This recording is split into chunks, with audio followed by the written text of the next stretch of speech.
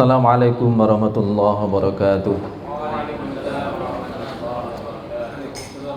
Innal hamdalillah nahmaduhu wa nasta'inuhu wa nastaghfiruh wa na'udzu bihi min shururi anfusina wa min sayyiati a'malina.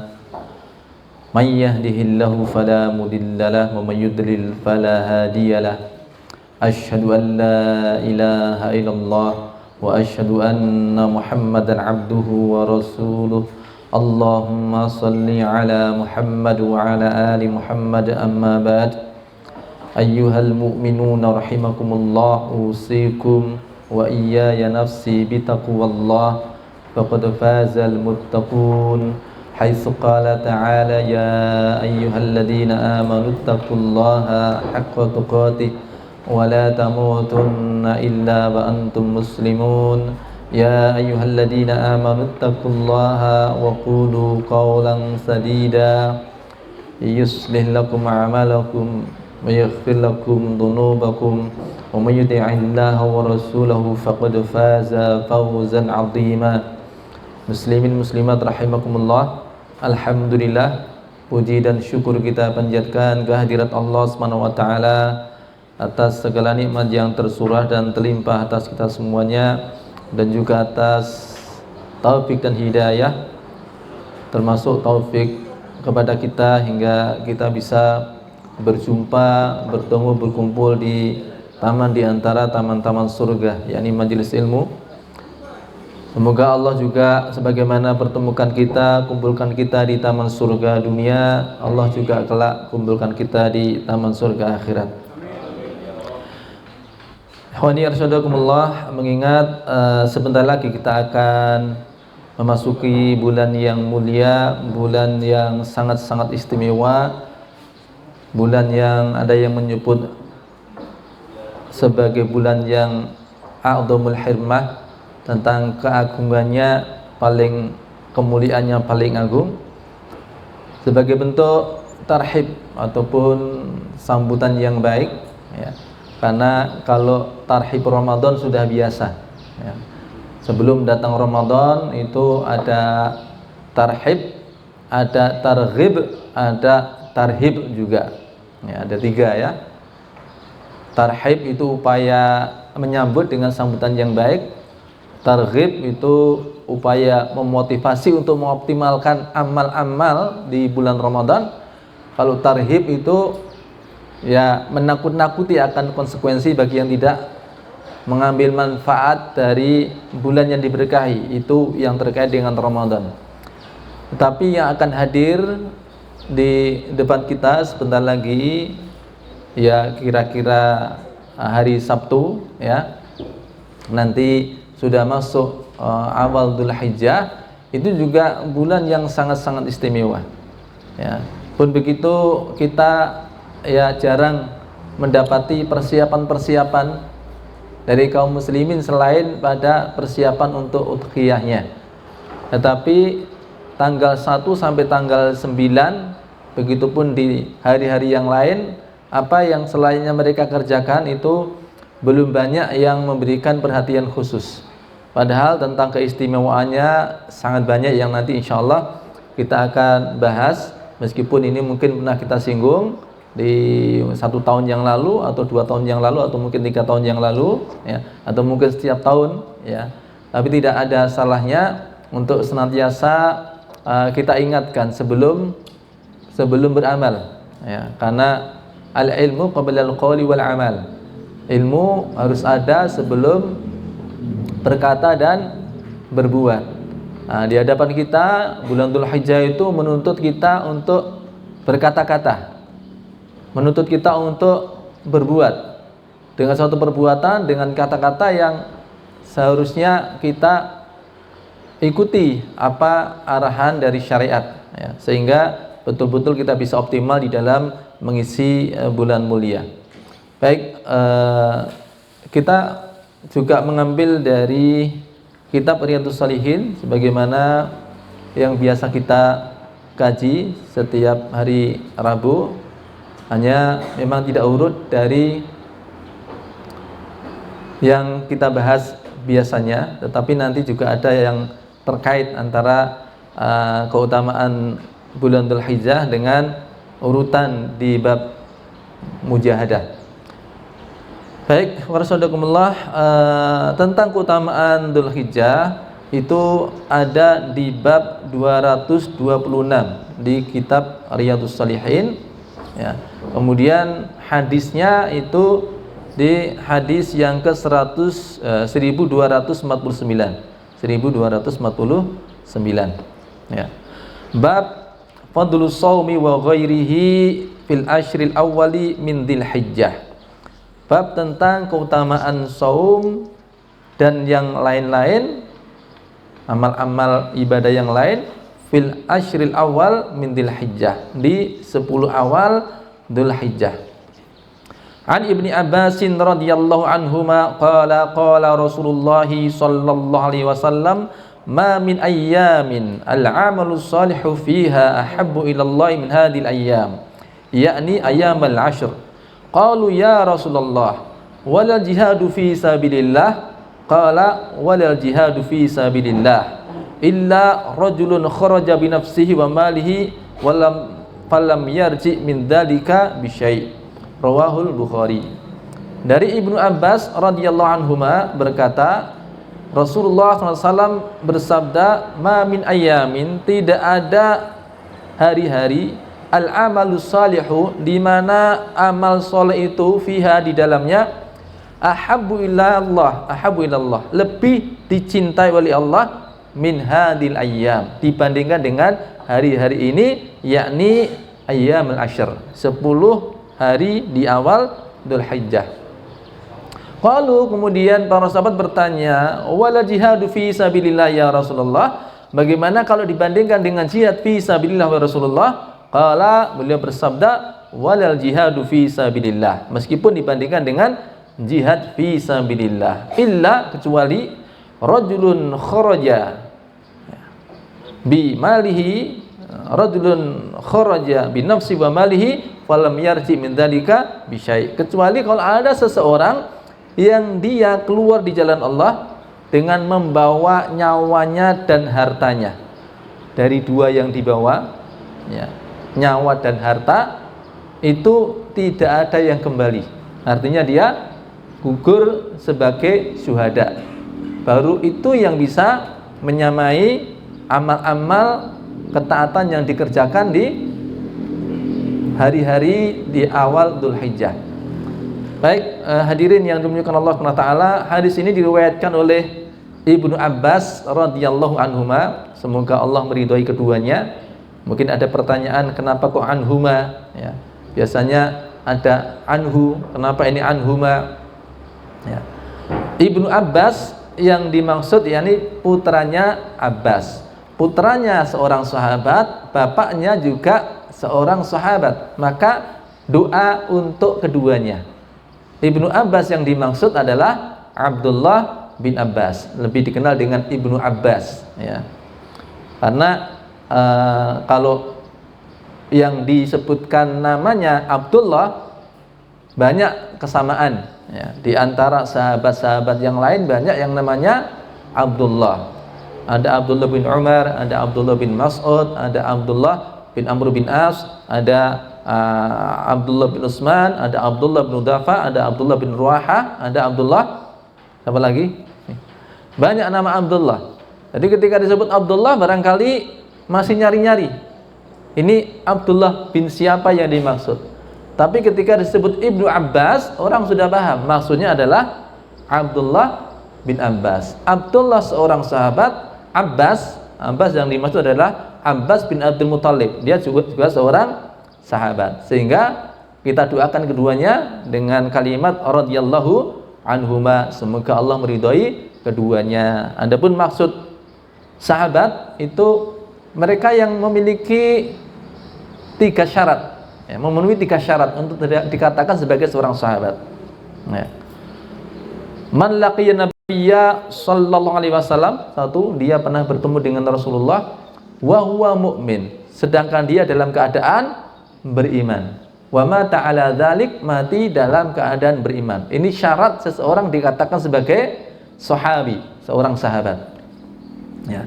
Dia pernah bertemu Nabi, walaupun hidup di zaman Nabi, tapi kalau dia tidak pernah bertemu Nabi, maka dia tidak dihukumi seorang sahabat. Ya. Sehingga ada yang, meskipun ada perbedaan pendapat, kalau Najasyi itu termasuk sahabat atau termasuk tabi'in. Ya. Tapi lebih banyak yang mengatakan dia adalah seorang tabi'in. Ya. Maka ada yang mengatakan dia ini, jadi ada seorang sahabat Nabi, tapi dia masuk Islam awalnya karena didawai seorang tabi'in. Ini agak apa? Agak janggal ya. Seorang sahabat ya, yang dia itu masuk Islamnya karena dakwah seorang tabi'in. Ya. Siapa dia? Yang masuk Islam karena dakwahnya seorang tabi'in. Ya. Tabi'innya adalah Najasyi, sahabat itu adalah Amru ya, bin As. Amru bin As ya. Yang dia dari dakwahnya Najasyi itu kemudian memutuskan untuk masuk Islam, meskipun dia masuk Islamnya langsung bertemu dengan Rasulullah sallallahu alaihi wasallam. Nah, jadi satu, dia pernah ketemu Nabi. Yang kedua, beriman ya. Walaupun ketemu Nabi tiap hari, tapi kalau dia tidak beriman, maka dia bukanlah orang yang disebut sebagai seorang sahabat. Ya. Abu Lahab itu setiap hari ketemu Rasulullah, nguntit di belakangnya, ya, gembosi dakwahnya Rasulullah. Setiap kali Nabi mengatakan aslim taslam, di jalan, di pasar, Islamlah kamu selamat. Qulu la ilaha illallah tuflihun. Katakanlah kalian la ilaha illallah, niscaya kalian akan selamat. Ini Abu Lahab gembosin dari belakang. Jangan percaya, dia pemecah belah, pembawa agama baru dan sebagainya. Ya. Walaupun dia setiap hari ketemu Nabi, tapi dia bukanlah sahabat Nabi. Kalaupun disebut sahabat, iya, tapi sahabatnya Abu Jahal. Ya. Bukan sahabat Nabi. Ya. Karena tidak beriman. Wa mata ala dzalik, mati dalam keadaan beriman. Walaupun dia pernah ketemu Nabi, dia pernah beriman, tapi kalau akhir hayatnya dalam keadaan murtad, ya, maka dia bukanlah seorang sahabat. Apa ada kasusnya? Ada. Namanya Ubaidullah bin Jahas. Jangan keliru dengan Abdullah bin Jahas. Ya.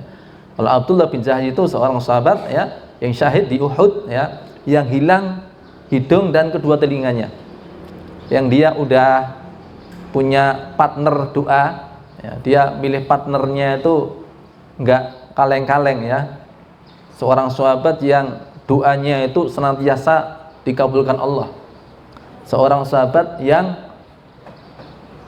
mendapat keberkahan dari doanya Nabi juga. Allahumma saddid ramyatahu wa ajib da'watahu. Ya Allah, paskanlah bidikan anak panahnya dan kabulkanlah doa-doanya. Siapa dia? Siapa? Sa'ad bin Abi Waqqas. Nah, dia partnernya itu sama Sa'ad bin Abi Waqqas. Ya, mereka saling sepakat ya untuk berdoa, kemudian temannya mengamini. Ya. Sa'ad bin Abi Waqqas ya doanya diketemukan dengan musuh dan dia memenangkannya. Abdullah bin Jahas doanya apa? Dipertemukan dengan musuh yang kuat ya. Kemudian musuh kalah dan dia syahid. Ya. Dalam keadaan telinganya hilang, hidungnya hilang. Sehingga nanti kalau aku bertemu denganmu ya Allah, engkau akan bertanya di mana telinga kamu, di mana hidung kamu, akan saya jawab telingaku, hidungku aku persembahkan untukmu ya Allah.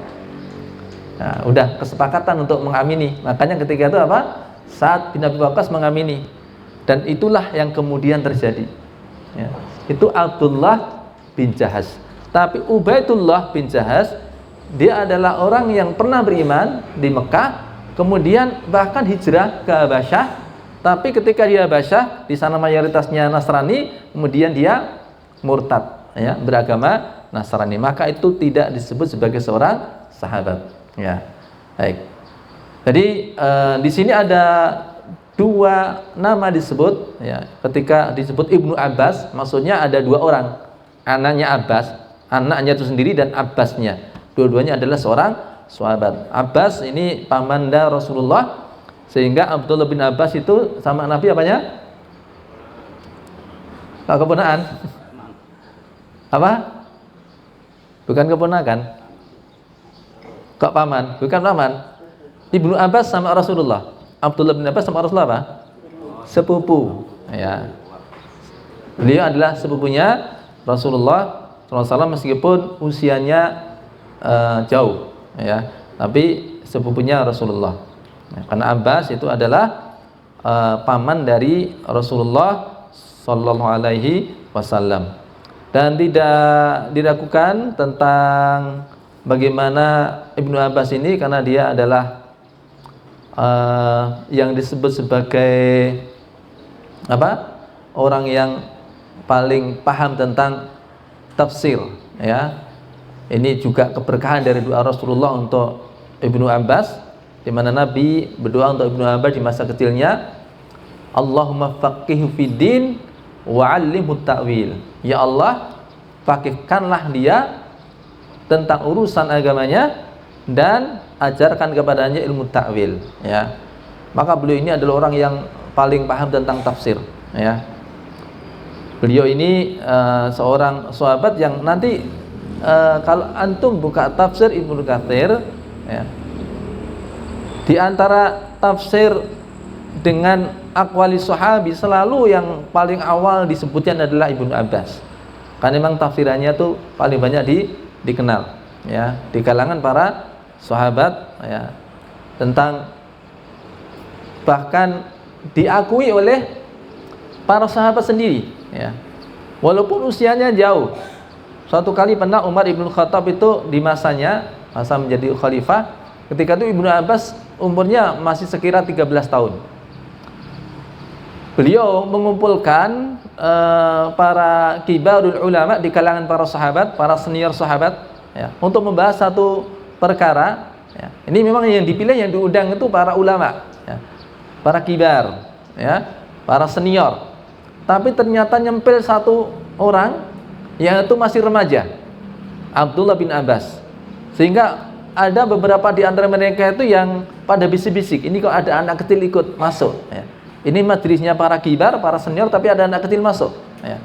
Maka ketika itu Umar mendengar komentar itu, beliau ingin menunjukkan tentang kefakihan Ibnu Abbas, sehingga mereka tahu bahwasanya ini meskipun masih kecil tapi layak untuk diundang di majelisnya para kibar, para senior, ya.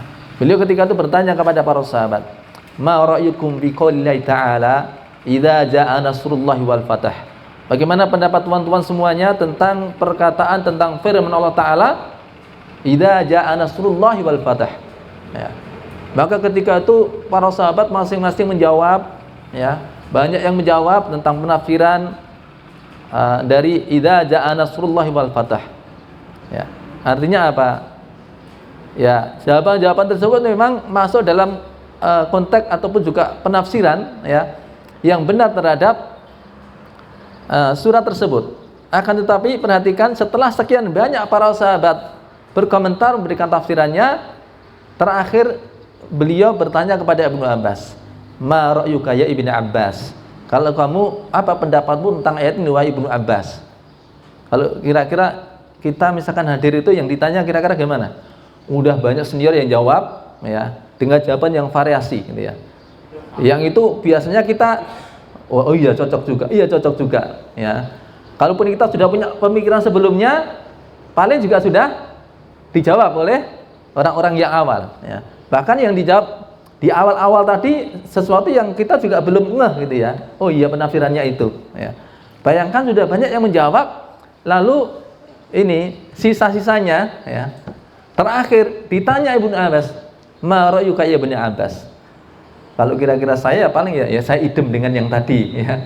Oh saya sependapat dengan Ustadz Fulan tadi, ya. Oh saya sama persis. Wah tadi saya mau bilang gitu juga, udah keduluan, gitu, ya. Saya mau ngomong gitu udah keduluan orang lain, gitu, ya. Paling gitu. Tapi beliau punya jawaban yang belum terjawab ataupun belum keluar dari penafsiran para sahabat kibar tadi, ya. Beliau mengatakan hiya alamatu ajali Muhammad sallallahu alaihi wasallam.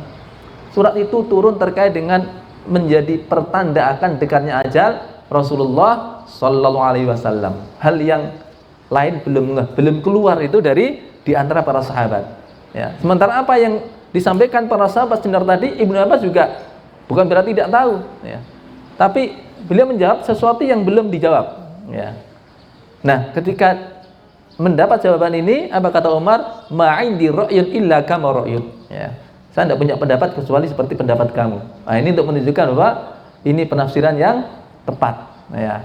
Baru orang tahu, oh ternyata, ya, walaupun kecil tapi apa? Memang mumpuni, gitu ya. Nah, itu di dalam bidang Quran, ya. Beliau sangat pakar di dalam masalah tafsir. Makanya para ahli tafsir di kalangan para tabi'in itu berasal dari murid-murid Ibnu Abbas. Ada Mujahid bin Jabr, ya, yang para ulama mengatakan idza ja'aka tafsir min Mujahid yakfika bih. Kalau kamu ketemu dengan tafsiran dari Mujahid udah cukup itu. Udah recommended itu loh. Ya, bukan berarti kemudian kita meninggalkan tafsiran yang lain, tapi ini sebuah rekomendasi memang dibuat, ada mubalaghahnya, ada apa namanya? Mubalaghah apa? Dibikin hiperbol gitu ya. Ya. Jadi kalimatnya memang hiperbol, ya. Nah, mubalaghah. Ya. Mubalaghah apa? Hiperbol, ya. Jadi ya agak dilebih-lebihkan, ya. Idza ja'aka tafsir min Mujahid yakfika bi. Kalau kamu udah ketemu dengan tafsiran Mujahid, ya udah cukup itu. Recommended, ya.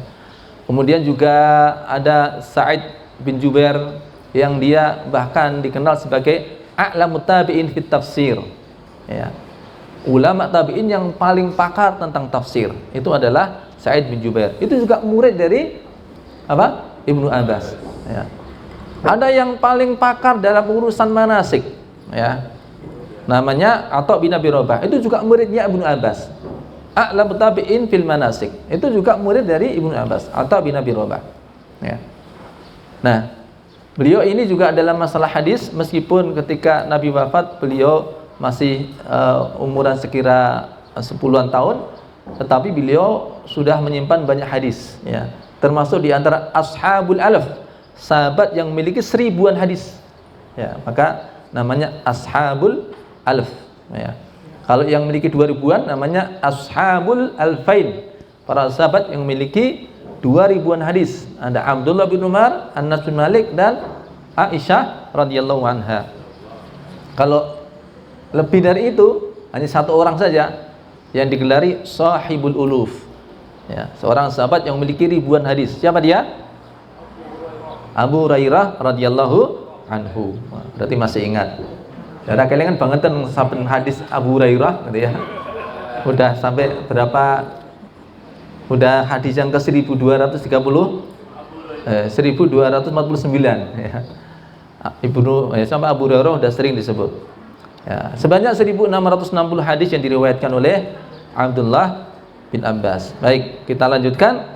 Beliau mengatakan Rasulullah SAW bersabda, "Ma min ayyamin," ya, tidak ada hari-hari al-amalu salihu fiyya, di mana amal salih yang ada di dalamnya ahabbu ilallah min hadil ayyam, lebih dicintai Allah dibandingkan dengan hari-hari ini, yakni ayyamul asyr, ya, hari-hari apa?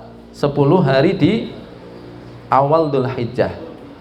Ini menunjukkan ikhwar shadakumullah tentang keutamaan dari bulan Dzulhijjah, ya. Ayyamul Ashr, ya. Di antara ulama misalnya Ibnu Katsir menukil dari pendapat Ibnu Abbas ketika menafsirkan ayat walayalin ashr, dan demi malam-malam yang 10. Beliau mengatakan maksudnya adalah al-muradu biha asyru Dzulhijjah. Yang dimaksud dengan malam-malam yang 10 yakni 10 awal Dzulhijjah, ya. Beliau mengatakan ini adalah qala bihada Ibnu Abbas. Yang mengatakan itu adalah Ibnu Abbas radhiyallahu anhuma, ya. Nah, kemudian bulan Dzulhijjah itu juga termasuk, ya, disebut dengan ayyamul ma'lumat, ya, hari-hari yang dimengerti gitu ya. Kalau Ramadan kan ayyam ma'dudat, ya, hari-hari yang terbilang. Tapi kalau ayyam ma'lumat itu adalah apa? Bulan Dzulhijjah, ya. Dalam surah Al-Hajj ayat yang ke-28, wa yadhkuru smallahi fi ayyamin ma'lumat, dan mereka menyebut nama Allah fi ayyamin ma'lumat, di hari-hari yang maklumat, diketahui, yang dimengerti. Ibnu Abbas mengatakan ayyamul asyr min Dzulhijjah, yakni 10 hari di awal Dzulhijjah, itu yang disebut dengan ayyam ma'lumat. Dan jangan lupa bulan Dzulhijjah itu juga menjadi satu di antara bulan haram. Ya. Inna iddatash syuhuri indallahi 12 syahran fi kitabillah yauma khalaqas samawati wal arda minha arba'atun hurum. Dzalika dinul qayyimu fala tatlimu fihinna anfusakum. Ya. Sesungguhnya bilangan bulan di dalam satu tahun itu ada 12 di dalam kitabullah. Pada hari di mana Allah menciptakan langit dan bumi, di antaranya ada 4 bulan haram. Apa itu makna dari 4 bulan haram? Apa saja? Nah, itu dijelaskan rinciannya oleh Rasulullah. Beliau bersabda, as-sanatu isna asyara syahran. Di dalam satu tahun ada 12 bulan. Minha arba'atun hurum. Dari 12 bulan ada 4 bulan haram. Salatul mutawaliyat, ada 3 bulan diantaranya yang berurutan. Dzulqa'dah wa Dzulhijjah wal Muharram wa Rajab, mabaina Jumadai wa Sya'ban. Ada bulan Dzulqa'dah, kemudian bulan Dzulhijjah dan bulan Muharram. Ini yang berurutan. Satu lagi bulan Rajab, yang terletak antara Jumadil Tsani dengan bulan Sya'ban. Ya. Itu termasuk dari bulan haram. Yang namanya bulan haram artinya itu bulan yang diagungkan, bulan yang dimuliakan, ya. Bulan kalau mungkin terjemah mudahnya bulan suci, ya. Sebagaimana kalau kita katakan Mekah itu sebagai tanah haram, ya, maka ini bulan haram. Mekah itu tanah haram, yakni tanah suci, maka bulan haram maknanya adalah bulan suci yang berlaku aturan khusus. Fala tatlimu fihinna anfusakum. Jangan sekali-kali kalian mendolimi diri kalian di bulan-bulan itu. Ya. Ingat kita di bulan Dzulhijjah, ya, sehingga apa yang menjadi garis yang Allah tetapkan ini harus kita perhatikan betul-betul. Fala tatlimu fihinna anfusakum. Jangan sekali-kali mendolimi diri kalian sendiri. Maksudnya apa? Jangan melakukan maksiat dan dosa. Karena setiap orang melakukan maksiat dan dosa itu artinya dia sedang mendolimi dirinya sendiri. Karena dosa itu yang akan menyebabkan derita, musibah, bencana, problem, masalah di dunia dan di akhirat. Tidak ada musibah, problem, bencana yang terjadi di dunia kecuali karena dosa. Wa ma asabakum min musibah fa bima kasabat aydikum wa ya'fu an katsir. Ya. Apapun yang menimpa dari musibah, bencana, ya, problem, masalah itu karena olah tangan manusia sendiri. Wa ya'fu an katsir, Allah sudah banyak memaafkan. Nah, kalau uniknya itu ikhwan sadaqallah, para ulama, ya, mereka itu terkait dengan masalah dosa dan akibatnya, terutama musibah bencana di dunia, ya. Mereka itu adalah orang-orang yang sedikit melakukan dosa, dan mereka tuh peka sekali terhadap dampak-dampak yang ditimbulkan oleh dosa di dunia, ya. Sedikit mereka melakukan dosa, peka terhadap efek dan akibat dari dosa di dunia, sehingga setiap kali mereka mengalami problem, ada masalah, ada musibah, ada bencana, bahkan mereka bisa mendeteksi ini datang dari arah mana, dosa mana yang menyebabkan saya mengalami ini, ya, itu sampai detail. Sebenarnya ini bukan suatu yang aneh bagi orang-orang yang memang mendalami, ya. Sebagaimana orang-orang yang dia paham tentang ilmu pengobatan, ya, ini disebabkan karena apa, sakit keluhan begini karena apa, keluhan begini karena apa. Para ulama kita itu tahu sampai ketika tiba-tiba kok istrinya bentak-bentak dia, oh ini akibat dosa saya yang mana, itu tahu. Kudanya rewel, oh ini dosa yang mana, itu tahu. Oh dosanya yang itu. Hafalannya hilang. Namanya hilang sudah punya loh, ya. Yang belum punya jangan protes, ya. Ya. Hafalannya banyak yang hilang. Ini disebabkan dosa yang mana itu tahu. Ya. Kenapa? Dosa mereka sedikit dan mereka peka sekali. Sementara kita kalau dapat problem apa, masalah apa, gitu ya, bencana apa, musibah apa, gitu, kita susah mendeteksi ini akibat dari dosa yang mana itu. Ya, kenapa? Ya, satu mungkin kebanyakan dosa. Ini yang mana ya? Ya, dosa yang ini, yang itu, atau yang sono itu, yang kemarin atau yang kapan? Ya. Tapi itu mending karena ada bahkan yang tidak merasa berdosa. Ya Allah, dosa apa yang saya lakukan? Saya jadi orang nggak neko-neko kok itu loh. Ya. Nggak merasa berdosa.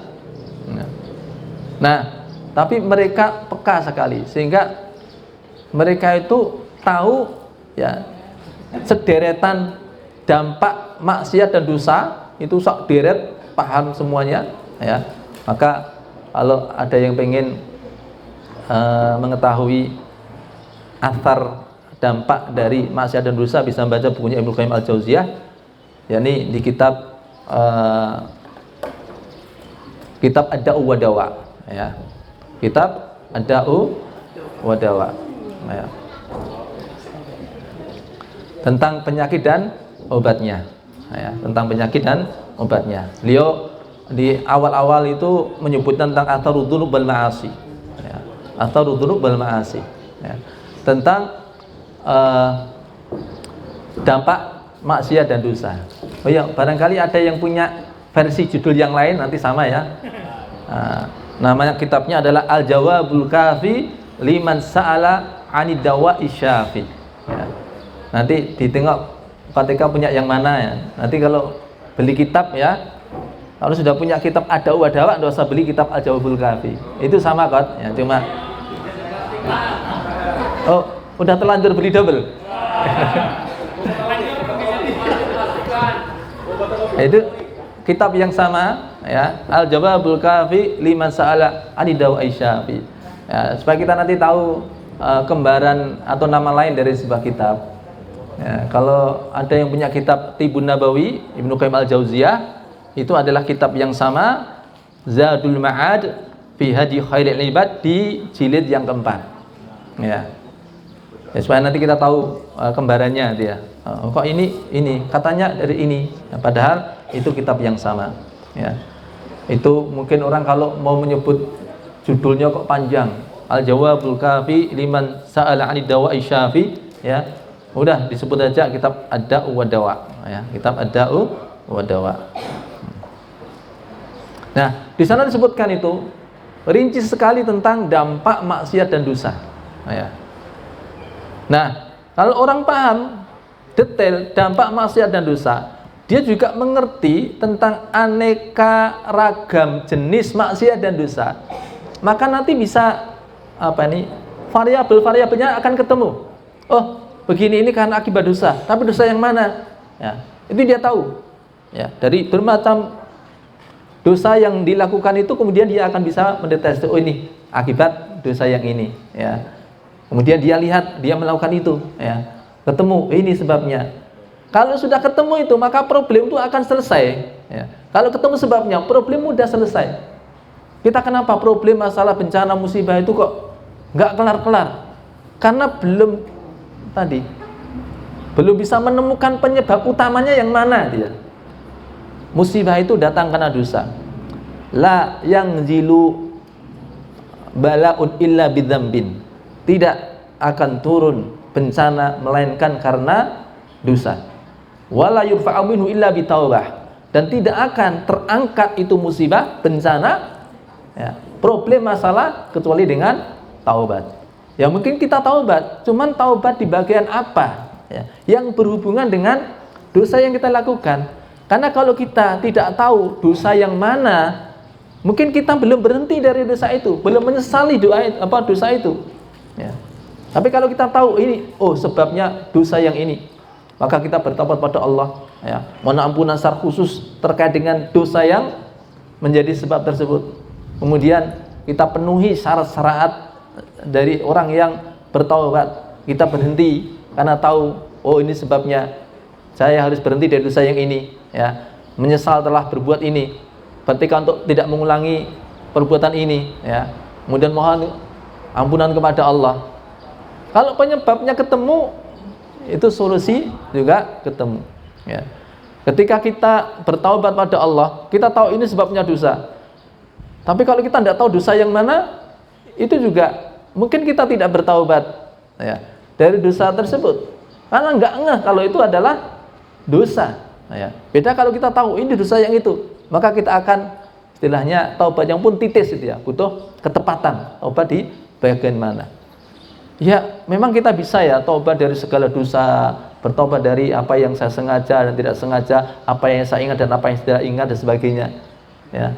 Tetapi ya tadi konsekuensi di amal harian itu, ya, mungkin kita tidak berhenti dari dosa tersebut karena nggak ngeh bahwa itu dosa, ya, dan nggak ngeh bahwa itu menjadi penyebab problem yang kita hadapi, ya. Wallahu a'lam bishawab. Baik. Jadi itu di antara keutamaan bulan Dzulhijjah. Yang pertama bahwa dia adalah merupakan hari-hari yang utama, bulan yang utama, dan dia adalah bulan haram, ya.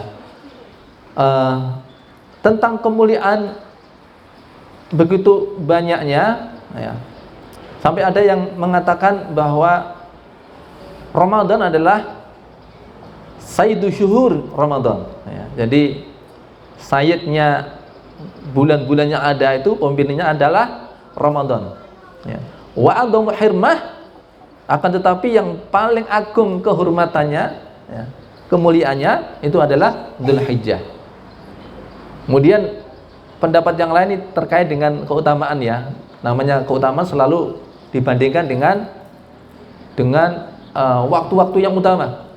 Sebagaimana ketika amal juga untuk menunjukkan keutamaan dibandingkan dengan amal-amal yang utama, ya. Seperti di hadis ini kan amal-amal ini dibandingkan dengan jihad fisabilillah. Kenapa? Jihad fisabilillah itu adalah dirwatu sanamil Islam.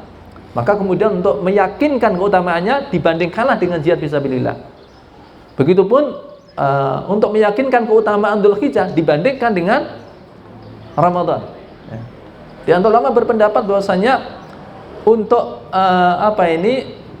afdhalul layal, ya, afdhalul layal, yakni seutama-utama malam itu adalah malam di bulan Ramadan, ya. Tapi seutama hari, afdhalul ayyam, ayyamul Dzulhijjah. Seutama-utama hari-hari itu adalah hari-hari di awal Dzulhijjah, ya. Jadi hari-harinya itu lebih utama Dzulhijjah, tapi malam-malamnya lebih utama apa? Ramadan, ya. Ini walaupun hanya sebagian ulama pendapat itu, tetapi ini sebenarnya untuk menunjukkan bahwa Dzulhijjah itu bukan main-main, ya. Sesuatu yang sangat utama, ya. Di antara yang menjadi sebab ataupun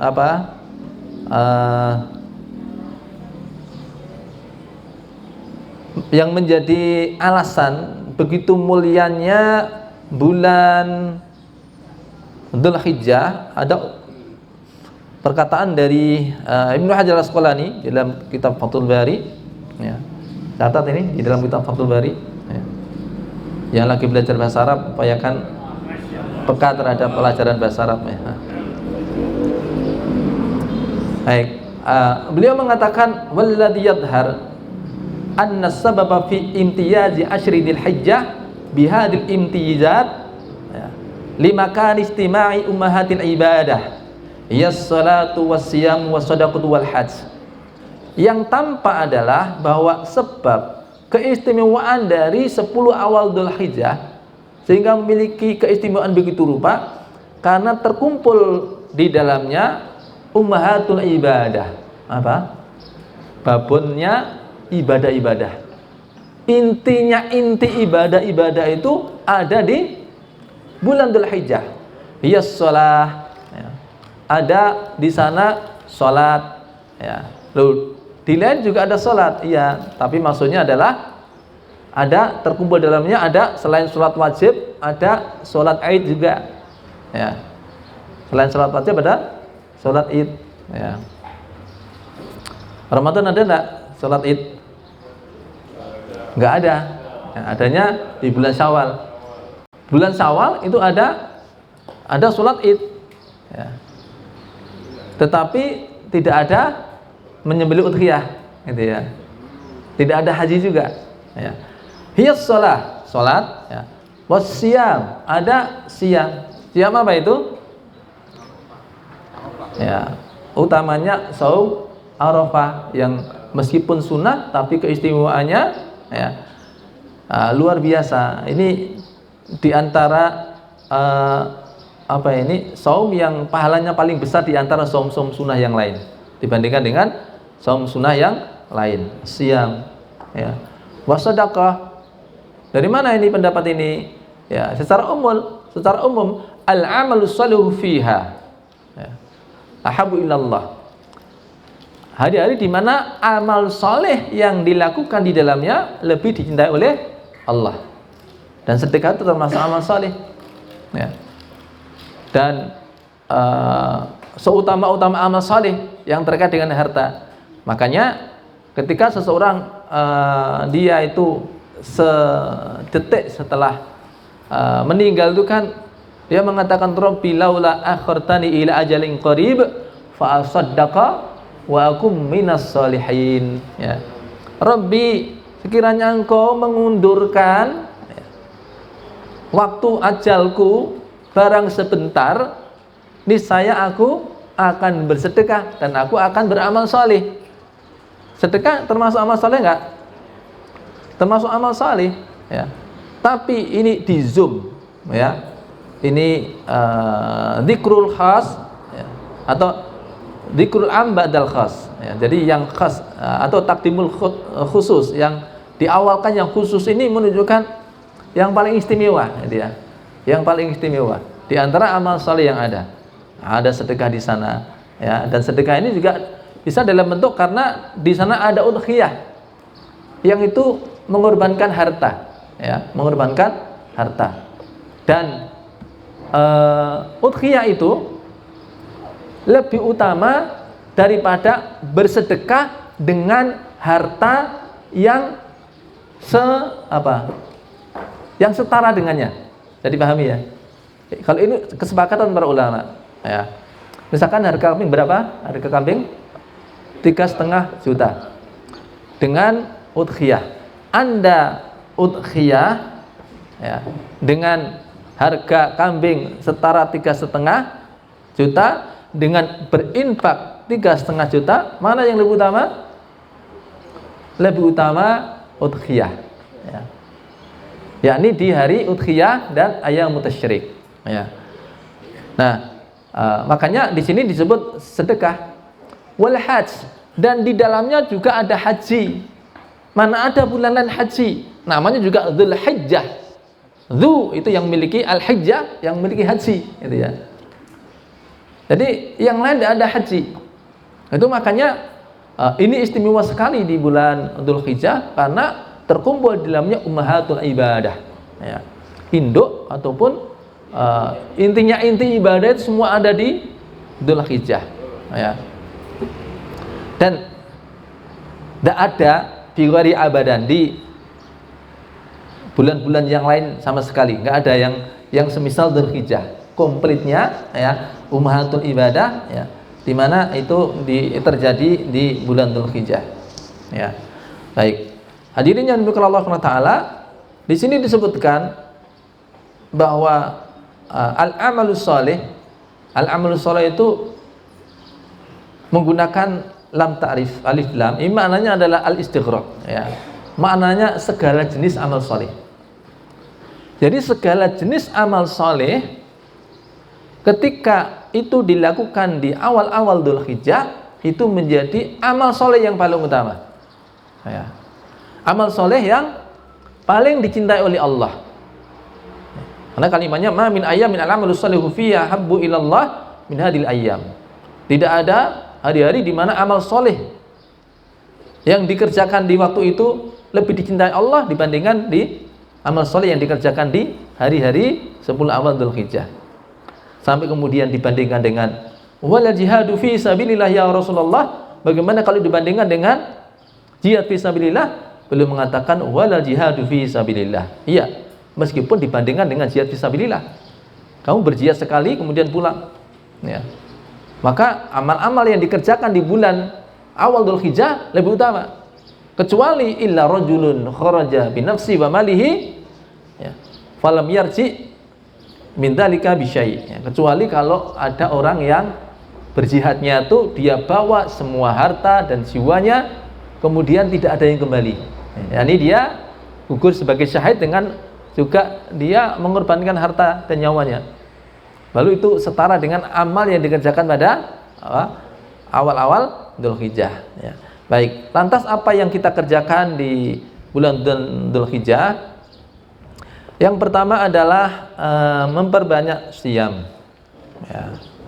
Memperbanyak siam ya, antara tanggal 1 sampai tanggal 9. Ini yang diisyaratkan oleh Imam Nawawi di dalam kitab Riyadhus Shalihin ya, ketika memberikan judul untuk hadis ini, beliau katakan bab fadlus siyam ya, bab tentang keutamaan siam. Tapi dalilnya adalah ini. Artinya apa? Siam itu termasuk di antara amal saleh yang utama. Termasuk ketika dikerjakan di apa? Ya, di awal Dzulhijjah. Ya, tentu selain tanggal 10. Walaupun kalimatnya al-ashru al-awwal ya, tapi harus dipahami ada dalil khasnya bahwa tanggal 10 Dzulhijjah itu adalah hari makan-makan, tidak boleh berpuasa ya. Antara tanggal 1 sampai tanggal 9 ya, itu diutamakan untuk menjalankan saum ya. Dan lebih khusus lagi di tanggal 9 Dzulhijjah ya. Tanggal 9 Dzulhijjah disunnahkan dengan sunnah muakkadah untuk menjalankan saum Arafah. Apa fadilahnya? Yukaffiru sana al-madiyah wal baqiyah ya. Saum Arafah 9 Dzulhijjah itu bisa menghapus ya, kesalahan 1 tahun yang telah lalu dan 1 tahun yang akan datang ya. Ini monggo persilahkan bagi yang di antara amal-amal soleh yang ada itu adalah memperbanyak siam di tanggal 1 sampai tanggal 9 ya, atau setidaknya yang selainnya tidak kita tinggal adalah saum Arafah. Yang kedua, al-iktsar minad du'a, memperbanyak doa ya, memperbanyak doa ya, karena doa itu termasuk bagian ibadah ya. Doa itu ibadah dan diutamakan juga karena pada saat kita berada di bulan haram, itu saat dimana kita memang semestinya menjauh dari maksiat dan dosa. Kalau kita jauhi maksiat dan dosa, maka di ketika itu doa-doa kita akan mustajabah ya. Doa-doa kita akan mustajabah. Karena itu kunci terkabulnya doa. Ketika Sa'ad bin Abi Waqqas dia minta kepada Rasulullah, ya Rasulullah, ud'ullaha ayaj'alani min mustajabid da'wah. Wahai Rasulullah, tolong doakan saya supaya saya termasuk orang yang makbul doanya. Apa kata beliau? Atib mad'amak takun mustajabad da'wah. Kamu perbagus makanan kamu, jadikan makanan kamu halal, niscaya Allah akan mengabulkan doa-doamu ya. Habis itu tanggal 9 Dzulhijjah itu di samping siam juga bagian tidak wukuf ya, doa-doa itu makbul. Doa-doa itu makbul ya. Karena selayaknya ya, kita kalau menjauhi dosa-dosa ya, kalau menjauhi dosa-dosa di bulan-bulan haram itu, bahkan kita itu seperti orang yang wukuf di Arafah ya. Di pertemuan kemarin sudah kita sampaikan pesan dari Ibnu Rajab Al-Hambali teruntuk yang tidak bisa wukuf di Arafah. Beliau mengatakan malam yastati'il wukuf bi Arafah falyakif nafsahu 'inda hududillahi alladhi Arafah. Barang siapa yang tidak mampu wukuf di Arafah, maka hendaklah dia mewukufkan dirinya pada batasan-batasan yang telah ditetapkan oleh Allah ya. Orang yang wukuf di Arafah itu ada batasan, dibatasi oleh syariat. Setidaknya ada 3 batasan. Ayo murajaah apa? 1, batasan apa? Tempat. 2, waktu. 3, perilaku ya. Tempat, mereka harus berada di area Arafah. Ya, hari Arafah. Kemudian batasan waktu batas zawal sampai tenggelam matahari. Batas viralku mereka sedang dalam keadaan berihram. Ada batasan-batasan. Yang kalau mereka konsisten dengan batasan itu, maka satu, Allah akan bebaskan mereka dari neraka. Dua, dua-duanya akan dikabulkan oleh Allah. Ya. Nah, kita ini sebenarnya juga hidup di mana kita ini dibatasi oleh aturan-aturan yang telah Allah gariskan. Ya. Yang kalau kita berdiam diri, yang kalau kita membatasi diri, senantiasa berada di area yang Allah izinkan dan Allah ridhoi, kita tidak menerjang larangan, hakikatnya kita seperti orang yang wukuf. Ya. Setiap raja ala wa inna likulli malikin hima, ala inna himallah maharimu. Ketahuilah setiap raja memiliki daerah larangan. Ketahuilah daerah larangan Allah adalah apa-apa yang Allah haramkan. Nah, kalau kita jauhi itu, maka kita seperti orang yang wukuf, dijauhkan dari neraka dan dikabulkan doa-doa kita. Maka di awal-awal Dzulhijjah, ya, di antara yang utama adalah memperbanyak doa. Ya. Apalagi di hari Arafah. Khair doa yaum Arafah. Sebaik-baik doa itu adalah doa di hari Arafah. Wa khairu ma qultu ana wa nabiyyuna min qabli, dan sebaik-baik ucapanku maupun para nabi sebelumku adalah la ilaha illallah wahdahu la syarikalah lahul mulku wa lahul hamdu wa huwa ala kulli syai'in qadir. Ya, maka di hari-hari Arafah, ya, khususnya kita banyak membaca doa tersebut. Apalagi antara amal saleh yang baik untuk kita kerjakan, ya. Di samping ada shaum, kemudian ada memperbanyak doa. Yang berikutnya qiraatul Quran, wa kasratus sholati was shaum was shadaqah. Ya. Untuk shaum tadi sudah disebut, berarti qiraatul Quran wa kasratus sholat was shadaqah. Banyak membaca Al-Qur'an, ya. Banyak mengerjakan sholat dan banyak melakukan sedekah.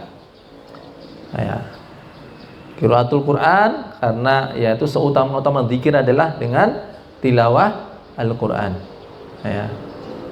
Dan sebenarnya ketika kita membaca Al-Quran, ya, itu sadarilah bahwa itu merupakan anugerah dari Allah. Ya. Karena seakan Allah ngajak bicara kepada kita. Ya. Kalau Allah ingin ngajak bicara sama kita, maka Allah akan dekatkan kita, ingatkan kita dengan mushaf Al-Quran. Ya. Artinya kalau kita tidak baca Al-Quran, ini justru yang bukan kita yang nggak mau. Jangan-jangan Allah yang nggak mau. Ya. Allah lagi nggak mau ngajak bicara kepada kamu, maka kamu tidak diingatkan dengan Al-Quran. Ya. Ini kan ya musibah, ya. Kalau seperti itu kan musibah. Sampai Allah tidak mau ngajak bicara ke kita.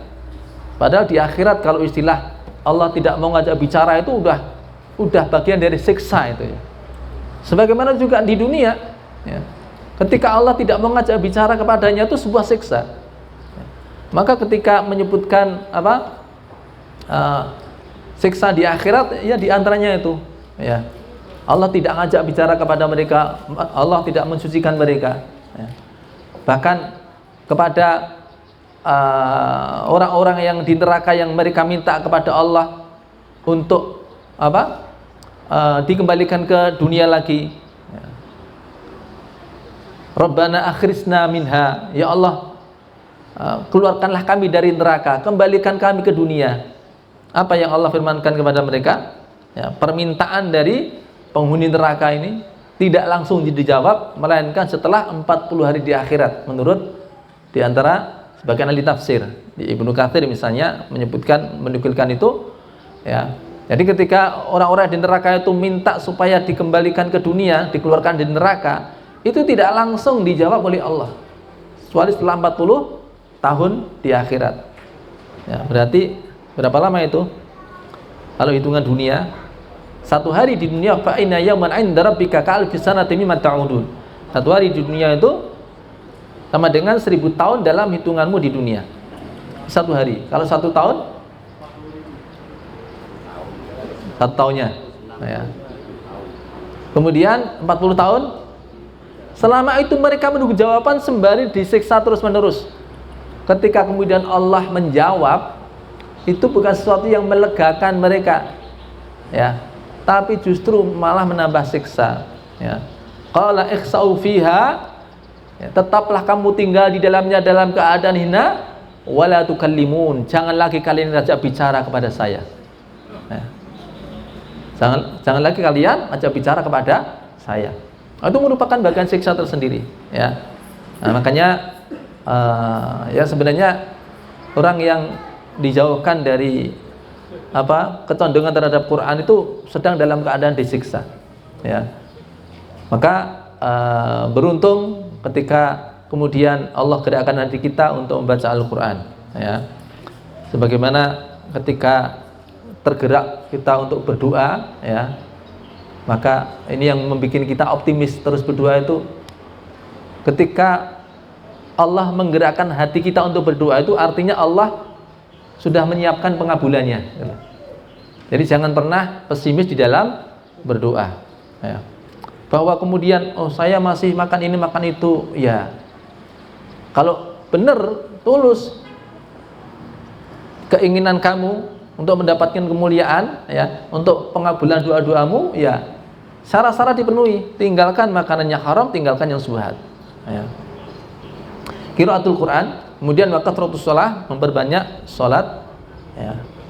Salat 5 waktu tetap, kemudian memperbanyak salat-salat sunnah. Begitupun juga dengan memperbanyak sedekah ya. Berapa? Baik, Sadaqallah, sudah hampir masuk waktu zuhur. Untuk kajian saya cukupkan sekian. Semoga Allah menyampaikan kita di bulan Dzulhijjah dan memberkahi waktu-waktu kita dengan kemudahan dan mendapat taufik dari Allah untuk bisa mengamalkan seoptimal-optimalnya amal saleh. Wallahu a'lam bishawab. Akhirul kalam. Assalamualaikum warahmatullahi wabarakatuh.